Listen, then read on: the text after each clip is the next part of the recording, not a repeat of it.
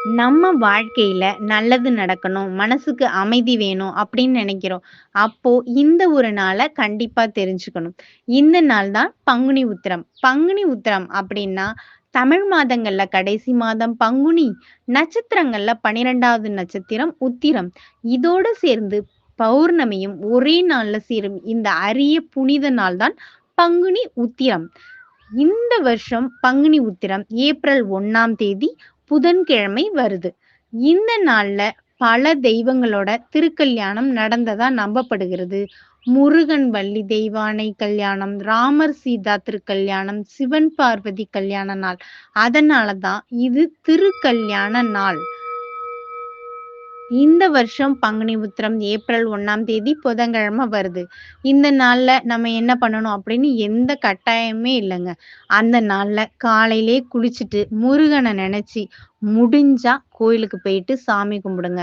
உங்களால முடியலன்னா வீட்லயே இருந்துட்டு அவர மனசார நெனச்சாலே போதும். எங்க இருக்கோம், எங்க இருந்தாலும் மனசார முருகான்னு சொன்னாலே போதும். அவர முழு மனசோட, நம்பிக்கையோட கும்பிடுங்க. நம்பிக்கை தான் வேணும் முருகருக்கு. நீங்க எங்க இருக்கோம், நம்ம கோயில்ல இருந்தாலும், வீட்ல இருந்தாலும் உண்மையா அவர நம்புறீங்களா? அதுதான் அவர் பாப்பாரு.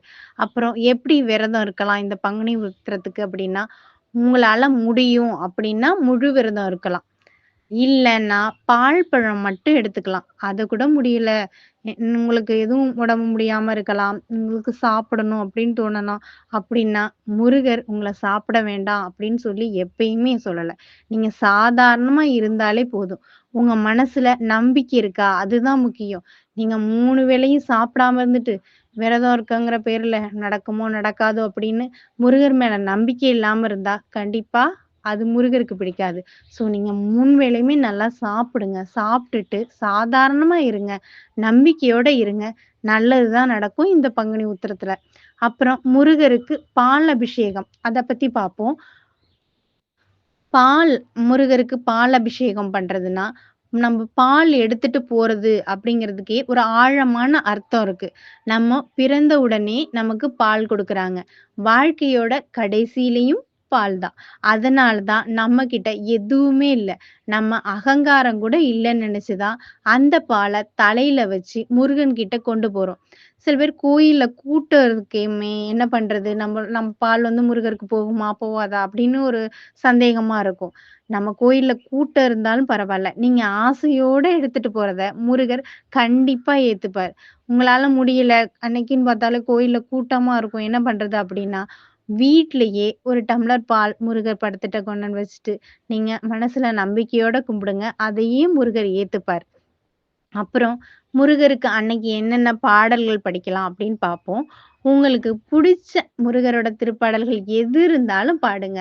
கந்தர் அலங்காரம், கந்தசஷ்டி கவசம், ஓம் சரவண பவா, அம் எது உங்களுக்கு மனசுக்குள்ள உங்களுக்கு பிடிக்குமோ, எத உங்களுக்கு படிக்க முடியுதோ அத படிங்க.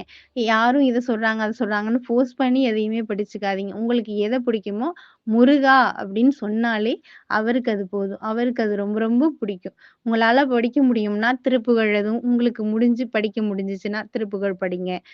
மனக்கவலை நீங்கணும், நல்லது நடக்கணும் அப்படின்னு நெனச்சுட்டு, மனசுல நம்பிக்கையோட இருங்க. நல்லது தான் நடக்கும். அப்புறம் இந்த பங்குனி உத்திரத்துக்கு என்ன தானம் பண்ணலாம் அப்படின்னா, சின்னதா தானம் பண்ணலாம். இது வெயில் காலம் அப்படிங்கிறதுனால தண்ணீர் குடுக்கலாம், பானகம் குடுக்கலாம், அப்புறம் குடை குடுக்கலாம், செருப்பு தானம் பண்ணலாம். அல்லது யாராவது ஒருத்தங்களுக்கு ஒரு சின்ன உதவி. அது செஞ்சோம்னாலே முருகருக்கு ரொம்ப ரொம்ப பிடிக்கும். அப்புறம் திருக்கல்யாணம் நடக்கும் எல்லா கோயில்லயுமே. ஈவ்னிங் வந்து எல்லா கோயில்லயுமே நடந்துட்டுருக்கும். அந்த நாள்ல பல கோயில்ல திருக்கல்யாணம் நடக்கும். அத பார்த்துட்டு வணங்குனோம்னா, திருமண தடை நீங்கும். வாழ்க்கையில நல்லது நடக்கும். நிறைவா நம்ம முன்னோர்கள் எதையுமே கட்டாயமா சொல்லல. அவங்க நம்பிக்கை வச்சாங்க. அதே மாதிரி மனசார முருகான்னு சொன்னாலே போதும். உங்க மனசு நல்லதா இருந்துச்சுன்னா, உங்களுக்கு தேவையானது கண்டிப்பா கிடைக்கும்.